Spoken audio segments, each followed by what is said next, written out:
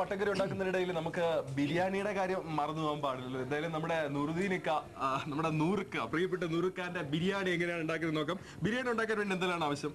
ബിരിയാണി ഉണ്ടാക്കാനുള്ള ആദ്യം ഈ ഇരിക്കുന്ന ഐറ്റങ്ങളെല്ലാം. ഓക്കെ, ഇതെല്ലാം എന്തെല്ലാം? ഉപ്പ്, ഡാൽഡ, പൂണ്ട്, ഇഞ്ചി, ക്യാബേജ്, ക്രിസ്മസ്, അണ്ടിപ്പരിപ്പ്, ഇത് മല്ലിയും പുതിനയും, പച്ചമുളക്, സവാള, ക്യാരറ്റ്, തക്കാളി, KTR, പൈനാപ്പിൾ. അത് KTR പനിനീര്. ഇത് അത് പൈനാപ്പിൾ എസൻസ്. Okay, pineapple. അപ്പോൾ ഇതിന് വേണ്ട ആവശ്യമായ പിന്നെ സവാള, ചക്ക.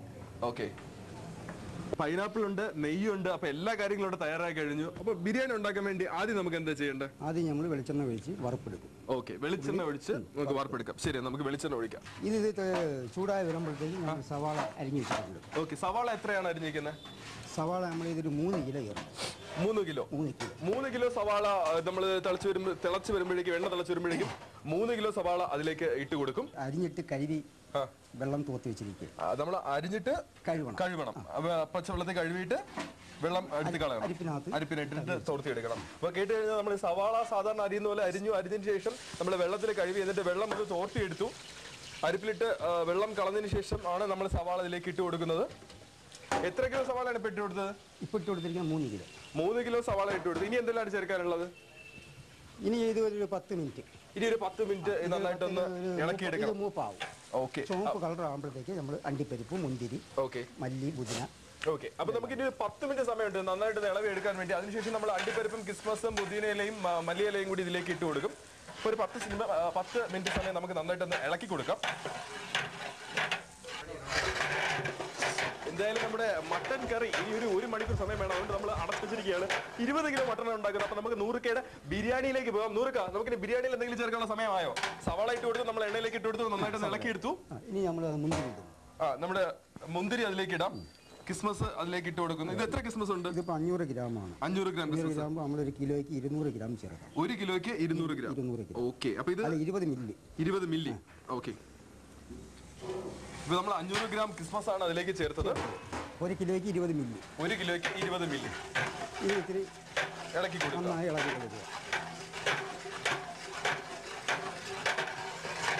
ഓക്കെ, മുന്തിരി കഴിഞ്ഞിട്ട് എന്താ ചേർക്കാനുള്ളത്? മുന്തിരി കഴിഞ്ഞിട്ട് അടുത്ത അണ്ടിപ്പരിപ്പ്. ഓക്കെ, മുന്തിരി ചേർത്ത് കഴിഞ്ഞു, നന്നായിട്ട് ഇളക്കി കൊടുക്കുക. അതിനുശേഷം നമുക്ക് അണ്ടിപ്പരിപ്പ് ചേർക്കാം. അണ്ടിപ്പരിപ്പ് എത്രയുണ്ട്? ഇതും 500 ഗ്രാം. 500 ഗ്രാം. ഇതും 20 മില്ലി. 20 മില്ലി. അപ്പൊ 1 കിലോയ്ക്കാണെങ്കിൽ 20 മില്ലി. നമുക്കിപ്പോ 500 ഗ്രാം ആണ് ഇതിലേക്ക് ചേർക്കുന്നത്. ഇപ്പൊ നമ്മള് 500 അണ്ടിപ്പരിപ്പും അതിലേക്ക് തട്ടി കൊടുത്തു.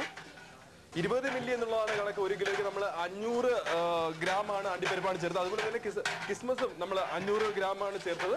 അതും 20 മില്ലി തന്നെയാണ് 1 കിലോയ്ക്കുള്ള കണക്ക്. ഇനി നമുക്ക് ഇത് കഴിഞ്ഞതിന് ശേഷം ഇതൊരു പരിവാകുമ്പോൾ നമ്മൾ ചേർക്കേണ്ടത് ഇലയാണല്ലേ? മല്ലിയിലയും പുതിനയും കൂടിയാണ്. ഓക്കെ, മല്ലിയും പുതിന ഇലയും കൂടി അതിലേക്ക് ചേർക്കുകയാണ്. അപ്പോൾ ഈ രണ്ട് ഇത് എത്ര ആവശ്യം? ഒരു എന്തെങ്കിലും 25 കിലോ ഇറച്ചിക്കുള്ളതാണ്. 25 കിലോയ്ക്ക്. അപ്പൊ എത്രയാണ് 25 കിലോയ്ക്കുള്ള ആവശ്യം? ഓക്കെ, വളരെ കുറച്ച് ചേർത്ത് ഒരു കൈപ്പിടിക്ക് ചേർത്താൽ മതി. അപ്പൊ നമ്മൾ 1 കിലോ എല്ലാം ഇറച്ചിയാണ് ഉണ്ടാക്കുന്നുണ്ടെങ്കിൽ കുറച്ച് ചേർത്താൽ മതി അല്ലേ? കുറച്ച് ചേർത്താൽ മതി. ഓക്കെ, അതിലേക്ക് ചേർക്കാം കേട്ടോ. അപ്പോൾ നമ്മുടെ മുന്തിരിയും അതുപോലെ തന്നെ അണ്ടിപ്പരിപ്പും ഏകദേശം ഒരു റെഡി ആകുമ്പോഴേക്കും നമ്മുടെ പുതിനയിലയും അതുപോലെ തന്നെ നമ്മുടെ മല്ലിയിലയും അതിലേക്ക് ചേർത്ത് കൊടുത്തിട്ട് നന്നായിട്ട് ഇളക്കും. ഇത് അതിന്റെ ഫസ്റ്റ് പ്രോസസ്സാണ്. നിങ്ങൾ കണ്ടു കഴിഞ്ഞു. നമ്മൾ എണ്ണ ചേർത്തതിന് ശേഷം സവാള ചെറുതായിട്ട് അരിഞ്ഞത് ചേർത്തു. അതിനുശേഷം നമ്മൾ ഇതിന്റെ പ്രധാന കാര്യങ്ങളായ അതുപോലെ കശുവണ്ടിയും മുന്തിരിങ്ങയും അതുപോലെ തന്നെ ഇപ്പോൾ മുതിരയിലയും അതുപോലെ തന്നെ മല്ലിയിലയും ചേർത്ത് ഇനി നമ്മളത് ഇറക്കി വെക്കാൻ വേണ്ടി പോവുകയാണ്.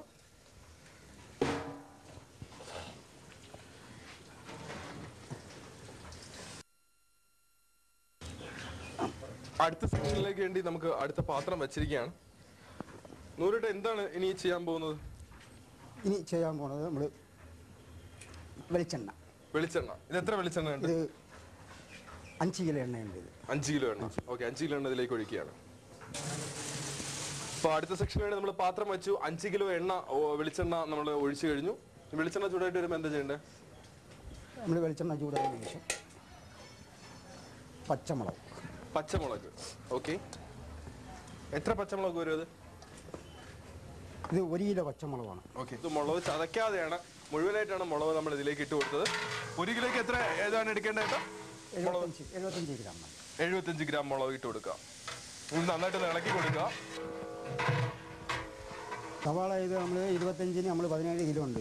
17 കിലോ സവാള. ഓക്കെ, ചെറുതായിട്ട് 700 ഗ്രാം. ശരി, 100 ഗ്രാം നമുക്ക് ഇതിലിട്ട് കൊടുക്കാം.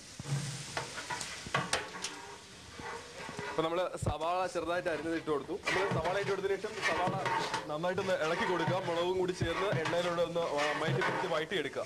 കൊച്ചുള്ളി 4 കിലോയ്ക്ക് നമ്മൾ 200 ഗ്രാം. ഓക്കെ, 1 കിലോയ്ക്ക് 200 ഗ്രാം. ഓക്കെ ശരി. അപ്പൊ കൊച്ചുള്ളി ചതച്ചത് ഇതിലേക്ക് ഇട്ട് കൊടുക്കുകയാണ്. 10-15 മിനിറ്റ് നന്നായിട്ടൊന്ന് ഇളക്കി കൊടുക്കുക.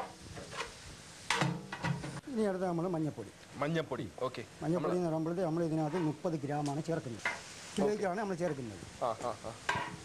അപ്പോൾ നമ്മൾ 30 ഇട്ടിട്ടുണ്ട്. ഓക്കെ, മഞ്ഞപ്പൊടി ചേർത്തിട്ട് നന്നായിട്ട് ഇളക്കി കൊടുത്താൽ നല്ലപോലെ ഇളക്കണം. ഇനി നമുക്ക് ഇറച്ചി ഇട്ട് കൊടുക്കാം. നമ്മൾ ഇറച്ചി ഇട്ട് കൊടുക്കാം. അപ്പോൾ നമ്മുടെ മട്ടൻ ബിരിയാണിക്ക് വേണ്ടിയുള്ള ഇറച്ചിയും വന്നുകൊണ്ടിരിക്കുകയാണ്.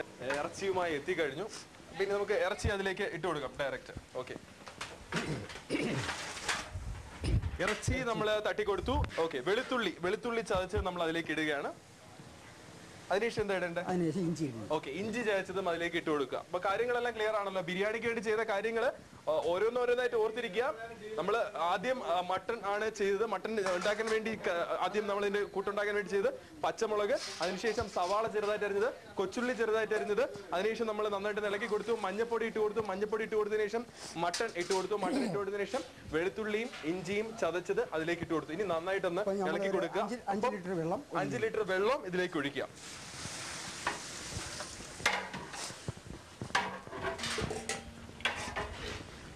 നമ്മുടെ മട്ടൻ ബിരിയാണിയിലേക്കുള്ള ഉപ്പിടാനുള്ള സമയമായി. ഇറച്ചി വെന്തതിന് ശേഷമാണ് നമ്മൾ ഉപ്പിടുന്നത്. അപ്പോൾ നമുക്ക് ഉപ്പിടാം നുറുക്കാം. ഉപ്പിട്ടതിന് ശേഷം നന്നായിട്ടൊന്ന് ഇളക്കി കൊടുക്കുക. നമ്മൾ ഇളക്കി കൊടുത്തതിന് ശേഷം ഒരു 15 മിനിറ്റ് സമയം ഇതിനു വേണ്ടി ആവശ്യമുണ്ട്. നന്നായിട്ട് ഇത് ഇളക്കണം. ഉപ്പ് എല്ലാ ഇറച്ചി കഷ്ണത്തിലും പിടിക്കാൻ വേണ്ടി നന്നായിട്ട് ഇത് ഇളക്കി കൊടുക്കേണ്ടതായിട്ടുണ്ട്. 1 കിലോ അരിക്ക് എങ്ങനെയാണ് ബിരിയാണി വീട്ടിൽ പ്രിപ്പയർ ചെയ്യേണ്ടതെന്ന് ഒന്ന് പറഞ്ഞുതരും. 1 കിലോ അരിക്ക് നമ്മൾ 1 കിലോ ഇറച്ചി വാങ്ങുക. ഓക്കെ, 1 കിലോ അരിക്ക് 1 കിലോ മട്ടൻ ഇറച്ചി. ആ 1 കിലോ ഇറച്ചിക്കകത്ത് നമ്മൾ 700 ഗ്രാം സവാള എടുക്കും. 700 ഗ്രാം. 700 ഗ്രാം. ശ്രദ്ധിക്കുക, 1 കിലോ അരിക്ക് 1 കിലോ മട്ടൺ, 700 ഗ്രാം സവാള.